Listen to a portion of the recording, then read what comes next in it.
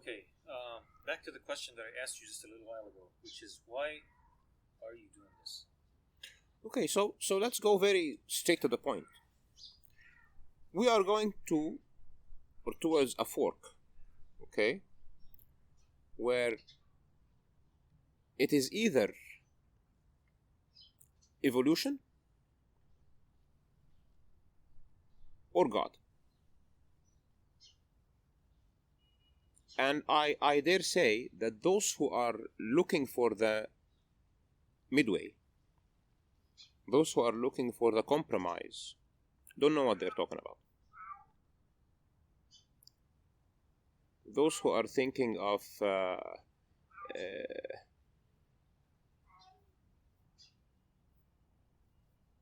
Holding the stick from the middle. Yeah, they are thinking of, adopting evolution or containing it. Okay? Containing the naturalistic thinking. Saying that you can believe in evolution, but you can still believe in God. What nonsense. Believe in evolution in the definition that is put forward by the naturalists means that either God doesn't exist or he doesn't care. There is no third solution. There is no solution that God is creating through randomness.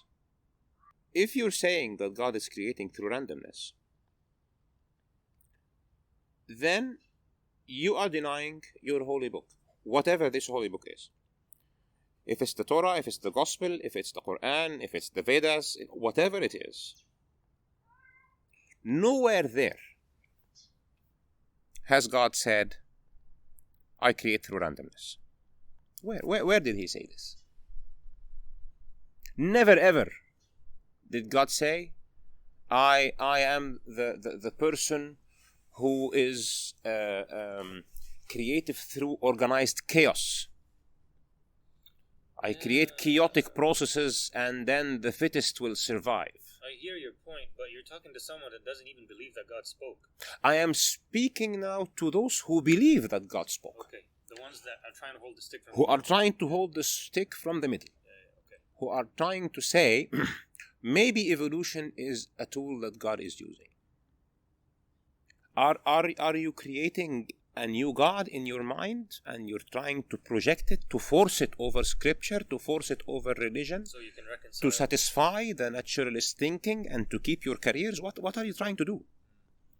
Are you trying to do this so as not to be accused of being pseudoscientific? Are you trying to do this to be accepted in the scientific community so that your papers will pass, so that they will give you university positions, so that they will lead you into corporate positions? If you are trying to do this for that purpose, please stop. Don't sell your religion. Don't sell your belief. And give them the excuse. Give them the role model that they are using today to tell theists, look at this PhD, look at this postdoc, look at this scientist who is a Muslim or a Christian or a Jew. And he says, I have no problem with evolution.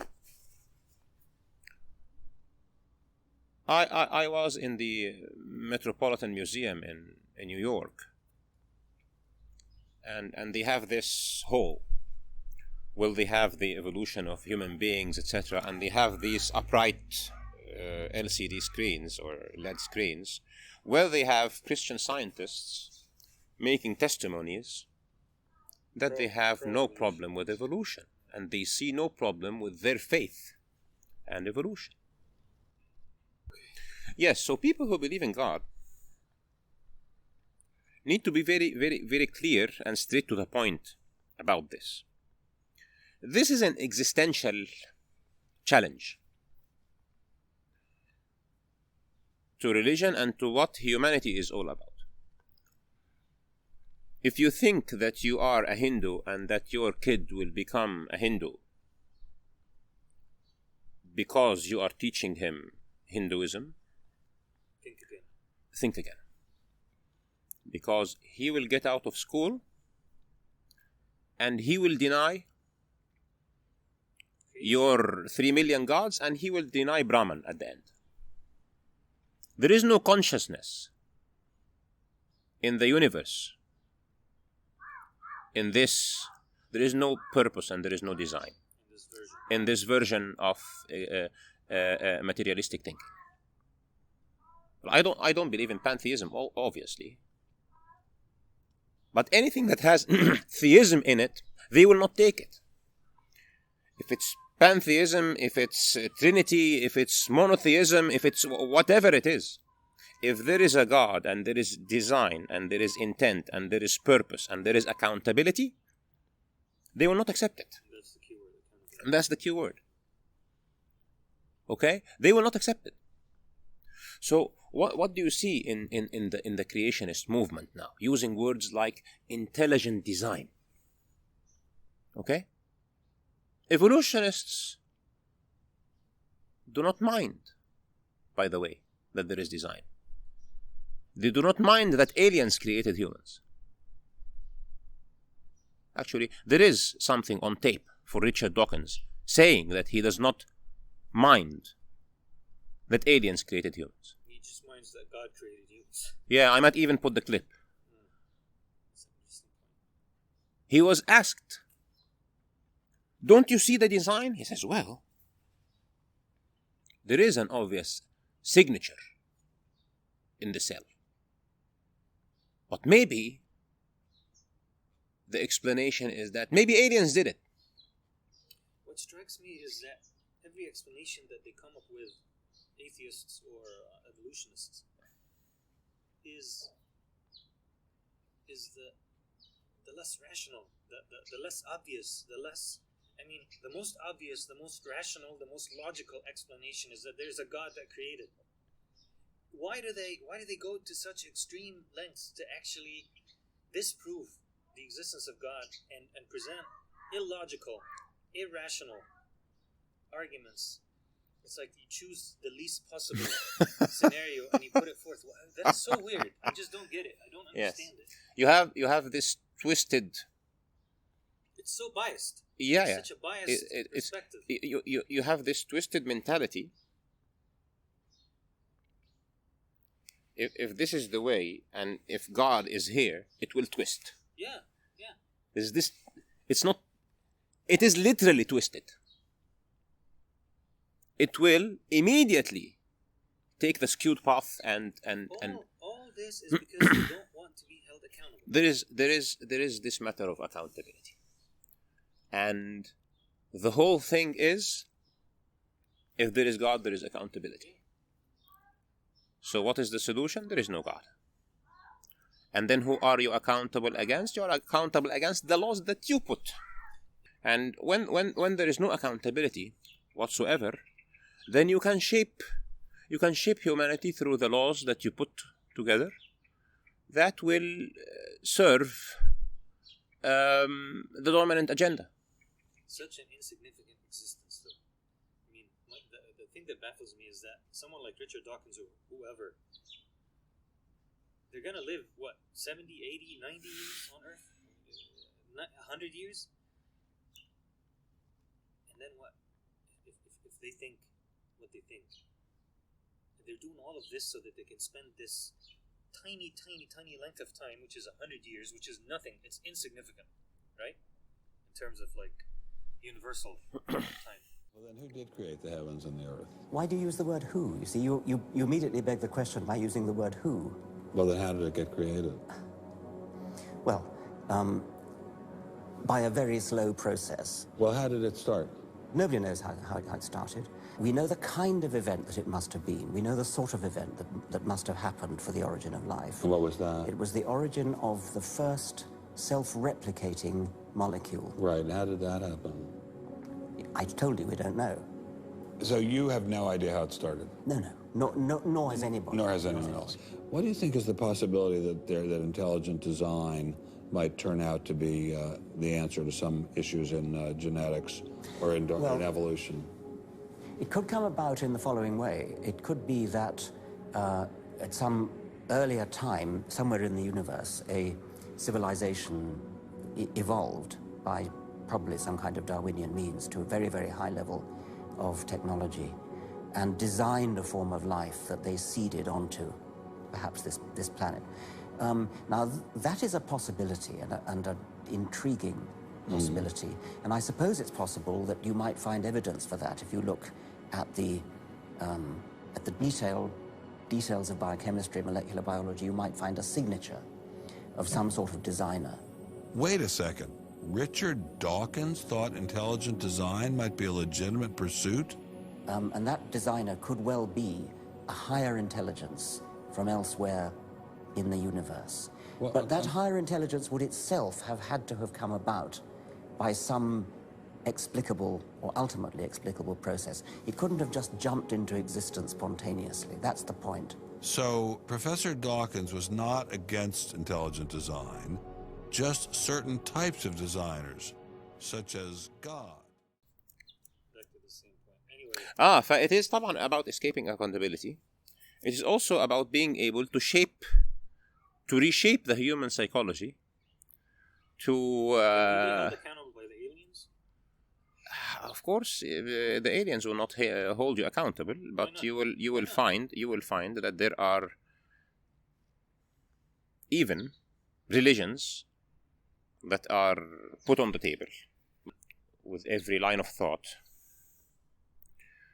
with every ridiculous proposition that is put forward by naturalism.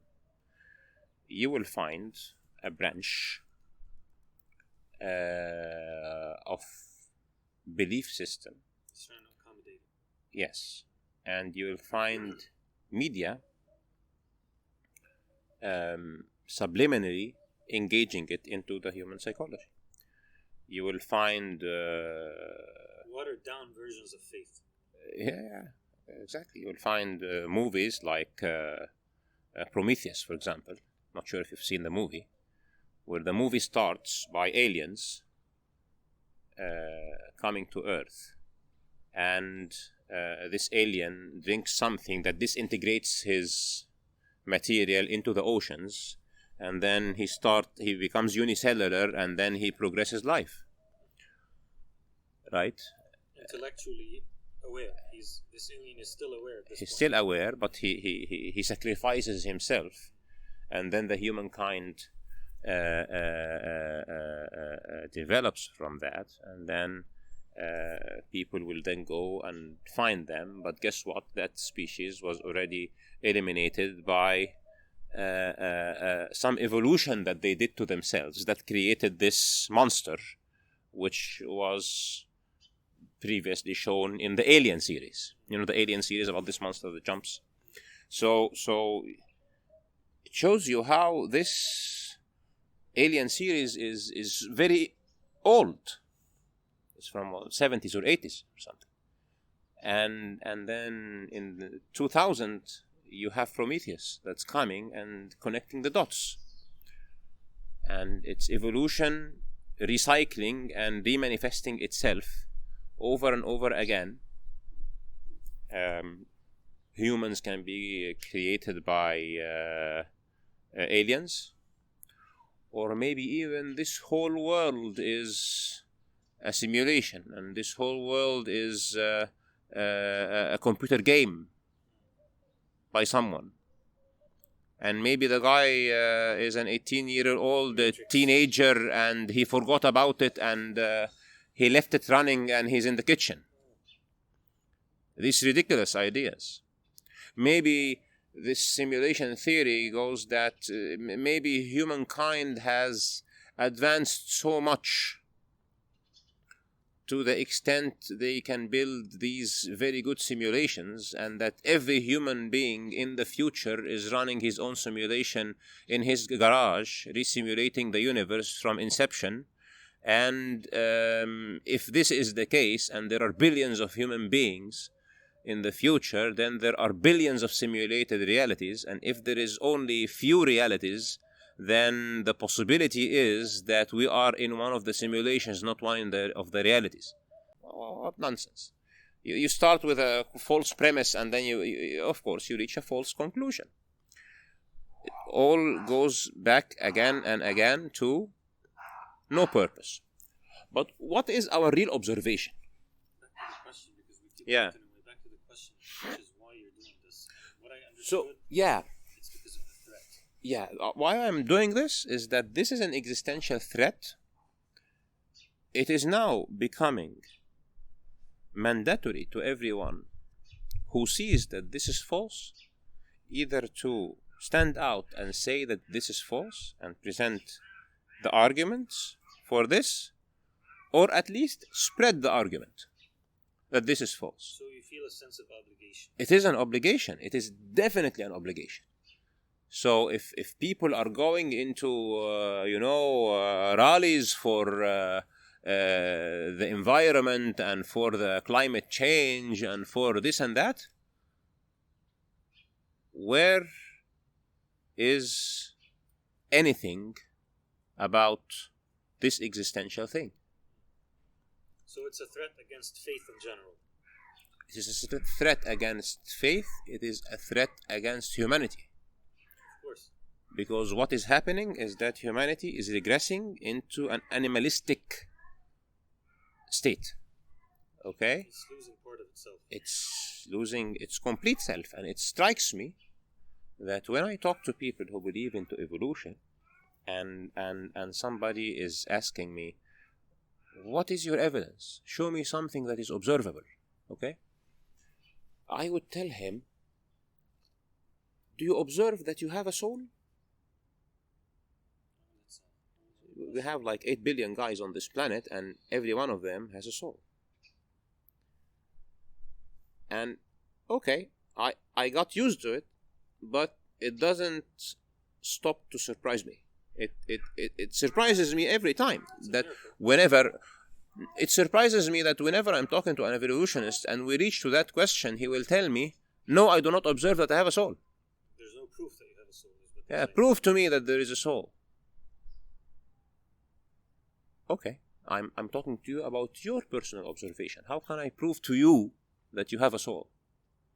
Either you observe that you have a soul or you don't observe that you have a soul. And if you don't observe that you have a soul, you're probably dead. Are you a zombie or what? You find this correlation between somebody who believes in evolution and does not believe in his own soul. If you don't believe in God, then yeah, how can you believe in soul?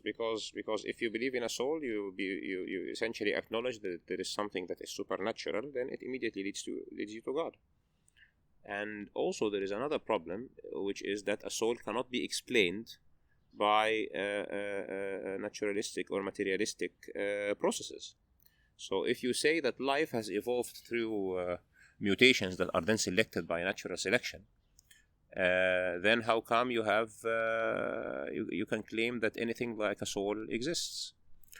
And then you have people who are putting together those funny things like integrated information theory, etc., that is counting the number of interactions in the brain system, for example, and trying to map this to this apparent consciousness or awareness that we have. And the more they do it, the more it proves false. So, for example, in one experiment, you will find that somebody who is in seizure might have more awareness, or so it defeats itself. But since you are trying to find a materialistic explanation for something as unmaterialistic as a soul, you will reach nowhere. So at the end, this is an obligation. There is no middle ground here.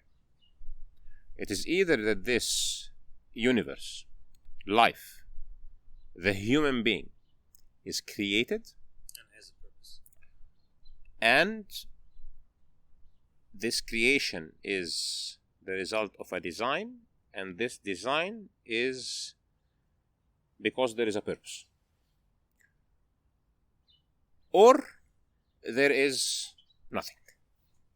Or there is a godless, spiritless, immoral, dark, miserable world. Yes, existence that is going to oblivion. And our observation says that you are an architect, I cannot just come and tell you, make me a building. What's the first thing that you're going to ask me? What do you need? What do you need it for? What's the purpose? Is this a hospital? Is this a police station? Is this Space program? yes? Is this a dwelling? Is this what is it? And when I tell you the purpose, then you can start designing. You start designing something that will fit the purpose. So it's like a joke that we have that says, "What ride can I take to take me anywhere?" And the guy says, "Take any ride that will take you anywhere." Exactly. If you don't know the destination, any road will fit, right? So you have this line of thought that rejects design, because design is going to lead to purpose, and purpose is going to lead to mind. And a mind that puts together this universe cannot be defined by anything other than God. It's not anything else less than that.